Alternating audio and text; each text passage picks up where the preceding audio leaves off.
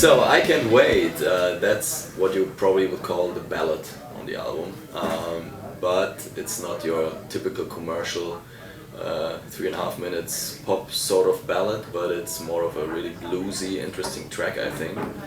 And one thing I'm really thankful for is the creativity from all the guys in the band.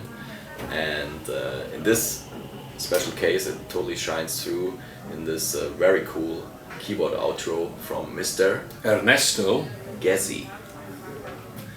And it really turned out super cool, so it has this bluesy vibe through the song, and then in the end you know go out to space somehow, and yeah, musically really happy with the song.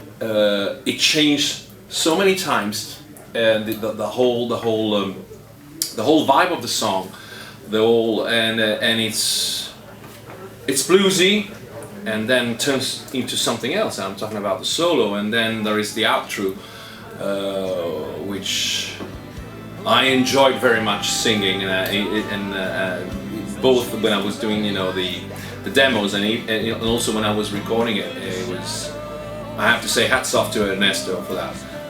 It really allowed me to experiment and to do my best on it, and I'm really proud of it. And it turned out to be one of the best ballads I ever recorded, so I'm very pleased, and I hope you will like it.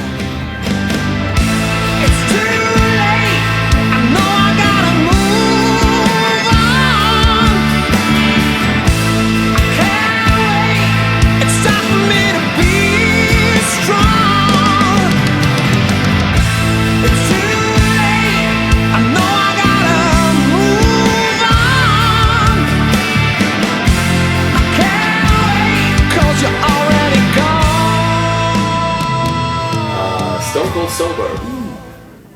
That is a really cool, groovy track, I think. Yes, that's what when I think about Stone Cold Sober, let's go. Yeah, exactly.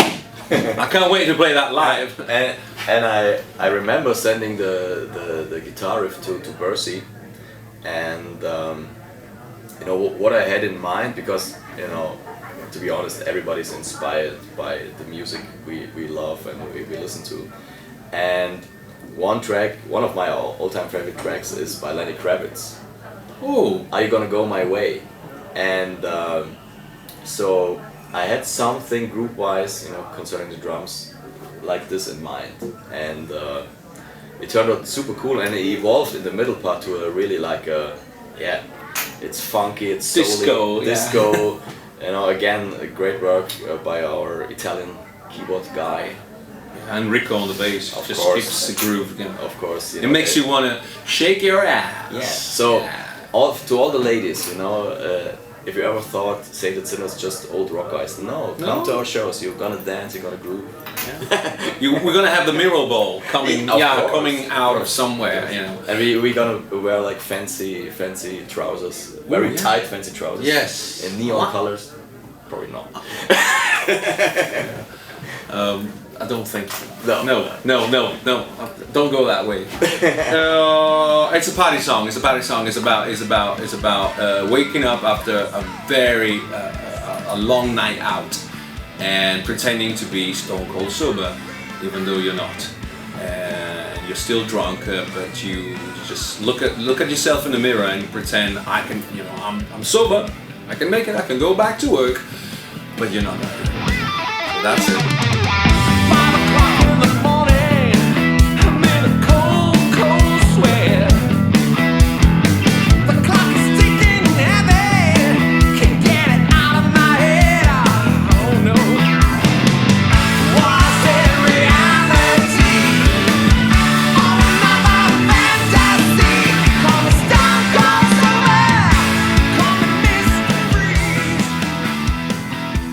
the shortest track on the album is called Wall of Sound. And you know, what can I say about this song? This is basically, from music-wise, it's a blues. You know, it's like a blues played rock and roll style, and it's just fun. It's just, you know, straight to the point. That's why it's just maybe 2.5 minutes long, but it rocks. It just rocks. Yes, it rocks, and that's what it's all about. It's a tribute to the '60s, and the '60s meant so much for, even for our generation, because you know, all the great bands like the Beatles, the Rolling Stones, the Who, the Kinks, even Led Zeppelin, they came out of that era, and they showed the people how to play rock and roll with a twist. Meaning, you know, the generation before was like, you know, the great generation of Little Richard, Chuck Berry, and Jerry Lee Lewis, and then these bands just show the world how to play rock and roll with a different twist, and I grew up with that music. So it's a tribute to that era and to my heroes.